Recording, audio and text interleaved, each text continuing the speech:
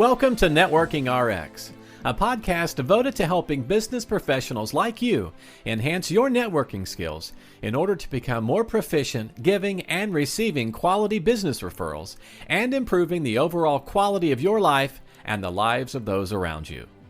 The Networking RX podcast is a production of AmSpirit Business Connections, an organization whose mission is to empower business success through networking. So here's a question. How have you failed at networking? Welcome back for another episode. This is Frank Agan, founder and president of AmSpirit Business Connections. Thanks for tuning in. We appreciate you listening in, whether this is a first-time listen, a periodic listen, or you're an ongoing subscriber. It's certainly helpful to have an audience. At any rate, how have you failed at networking is the question. Today I'm going to do something a little different. I came across an article written by Adam Connors, and I'll talk about Adam in a minute, but the article is called The 8 Most Common Ways People Fail at Networking, and he released it in August of 2018. At any rate, before we go any further, I wanted to remind you that we are looking to add quality people to our team of franchisees, our stable of franchisees. The AmSpirit Business Connections franchise opportunity is unique in that it's geared for aspiring entrepreneurs or professionals to add on to what they're already doing. All of our franchisees do something else. For a few hours in the morning, a couple days a week, they're working the AmSpirit Business Connections franchise. The rest of the time, they have their own businesses. Some are website designers, some are technology consultants, some are merchant service consultants, some are realtors, travel agents. It kind of runs the gamut. If you're interested, contact me. There's an email in the show notes, or you can use the one I provide at the end of the podcast. At any rate, who is Adam Connors? Adam Connors is the founder and CEO of an organization called NetworkWise, and that's a business platform that expedites outcomes for people through training in what he calls the art and science of personal and professional networking. I've gotten to know Adam over the last 18 months or so. He and I connected on LinkedIn, where I meet with lots of people, and he's a fellow podcaster. He's got a podcast called NetworkWise. In addition, I consider him a student of networking. When I say student, it means that he not only is learning about networking, but he's also teaching people networking. He's learning about it. He's teaching. He's just continually trying to refine his ability to understand networking and share that with others. So he's got a lot of great material out there. And again, we've gotten to know each other. And so from time to time, I will look at his stuff and see what's there. And I thought this was a very cute article that he had written. And again, the 8 most common ways that people fail at networking. And I will put a link to this in the show notes, so if you want to read it yourself, although I'm going to go through much of it, but I'll certainly have information on there on Adam and NetworkWise in the show notes. At any rate, 8 things that people do to fail at networking, and the first one he has is talking only about yourself. Adam starts off by saying, say you're having lunch with a new contact, and throughout the meal it's been a one-sided conversation, focused only on you. How much fun is it for others to constantly hear you speak about the horrible day you're having, or how you can't stand your boss, or how desperate you need a new job? It makes them feel like they don't want to spend time with you since you're dragging down the relationship. People don't want to hear just about you. They're okay with hearing about you, but when it's only about you, it really kind of, as he says, drags the relationship down. Networking's about adding value, and part of adding value is not with what you have to say, but what you have to hear. So a great way to fail at networking is to only talk about yourself. The second thing he lists is being a askhole. ASKHOLE. I didn't say that wrong. It's an askhole. And what he says here is make sure you're always asking others for favors and advice and never offer anything in return. That's being an asshole. Hey, can you help me with this? Can you help me with that? And from time to time, we all run into those people who come out of the woodwork, and the only time they're contacting us, The only time you get a text, the only time the phone rings is when they need something. Spent a lot of time with my daughter over the summer, and she has people in her life who are much like that. And she says, "Oh, it's a call from," I won't name anybody, such and such. I know they need something, so she doesn't answer the phone. And 30 seconds later, she gets a text, and sure enough, there's an ask. And it's an ask, and there's never really any contribution when things are needed. For my daughter's end, or my daughter's sorority, or my daughter's soccer team, this person isn't coming through. So being an asshole is another way of failing at networking. If you're always looking for things and never looking to contribute, you're going to burn yourself out. You're going to burn out relationships in your network pretty fast. And it's not that you'll crash and burn entirely, but you're going to have to be consuming a tremendous amount of energy rebuilding people into your network and rebuilding people in your network, because as fast as you can put them in there, they're going to be leaving. The third thing that Adam cites is not following through on setting up that coffee date. This drives people crazy. You say you're going to do something, do it. Hey, let's have coffee later. I'll contact you, and then it doesn't happen. That will kill a relationship. It certainly demonstrates that you're not reliable. It also might speak to the fact that the relationship with that person is not that important, and that certainly can be insulting to somebody. If it's somebody that you really want to meet with and you're not following through, that's a real problem, because you're actually squandering a great opportunity. If you say you're going to do something, do it. If you say you're going to set up a coffee, then set up the coffee. If you're not into the coffee thing, and I've said this on this program before, I'm not really much for, hey, let's go get a cup of coffee. I don't have a problem networking with people. I don't have a problem helping people, but I just see getting a cup of coffee as a 90-minute endeavor that a lot of times can be best served with a telephone call. Certainly meeting somebody for the first time, I tend to try and push people to a telephone call.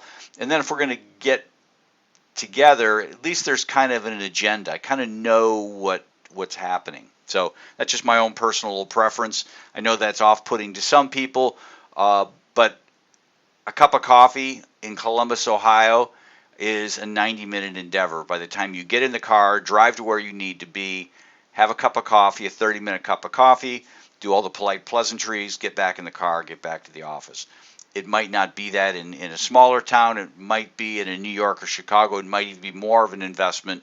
So that's just my feeling on it. But if you say you're going to arrange a cup of coffee or a meeting, then you really need to follow through somehow, some way. Fourth thing, being unprofessional. When meeting someone, don't look them in the eye. Don't give them a firm handshake, or even pretend to care about what they're talking about. Again, it's kind of going back to, adding value. And to create a relationship, you need to add value. You need to be dialed into the relationship. You need to make eye contact. You need to be listening to what the other person says. Certainly, handshakes are important. I'll talk in future episodes about studies out there where handshakes, they showed that handshakes were vital. They had hiring managers, and people who had poor handshakes were rated as being not as hireable.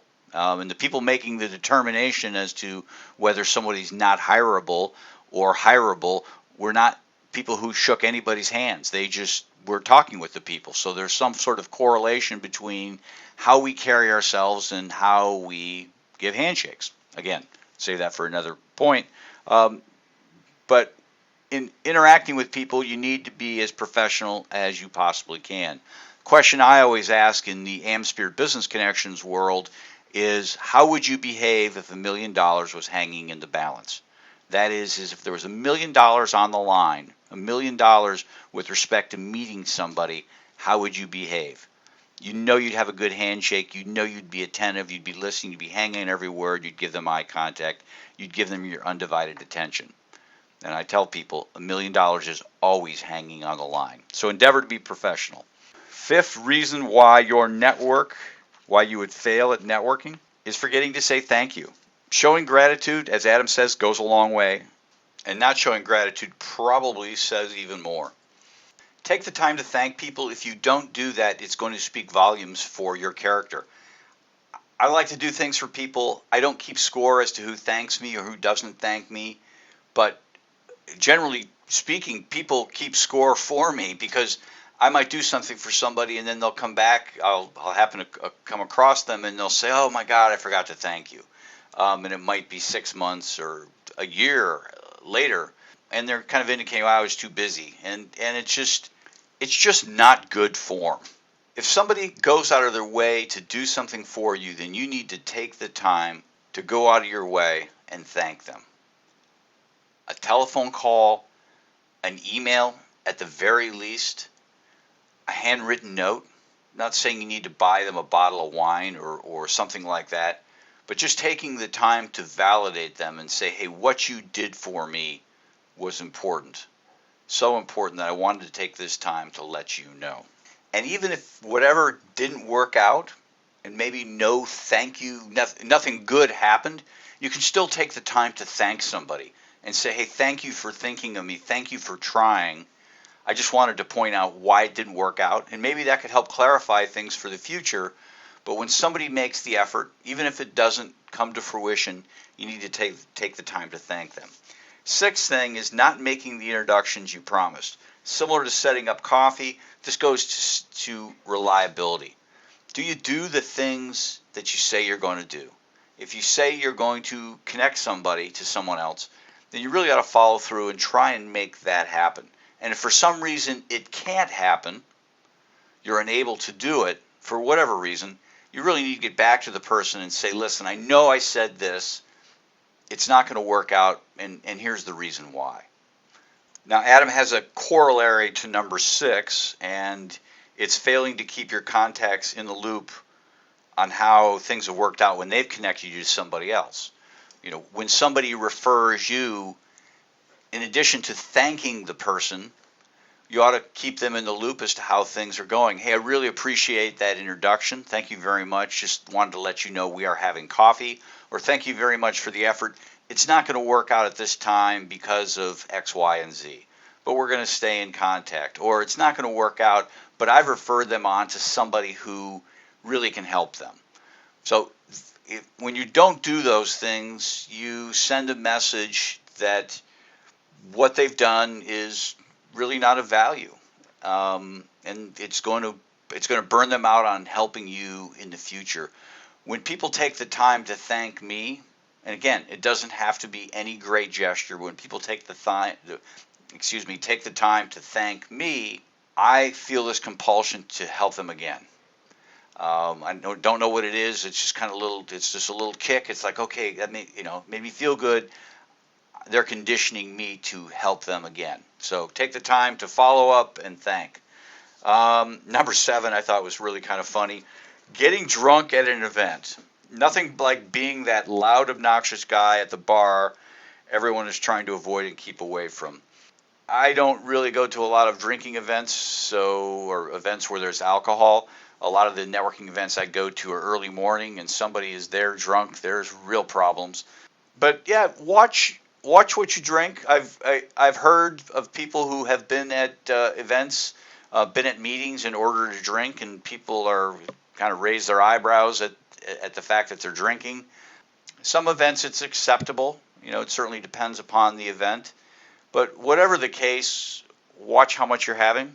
Alcohol. Some people can handle alcohol. I really don't drink. I don't know if I can handle my alcohol or not, and it's just a personal preference. I'm not a prude about it. It's just not, alcohol's just not on my radar. But if you do drink in moderation. If it's appropriate, drink in moderation. You don't know what it might do. You might slip and say something you ought. The 8th thing that Adam has is giving up when things don't happen right away. Networking takes time. It takes time to build relationships. It can take time for things to come from those relationships. You just need to be patient. And the people who give up on things too soon, they fail. They get exasperated with the people they're working with because something hasn't happened as fast as they might think it's going to happen. And that's off-putting to people. People who are, oh, geez, nothing came of that. Stop wasting my time. Well, sometimes people aren't ready to sell their house, or they're not ready to invest, or ready to hire a coach, or whatever it might be.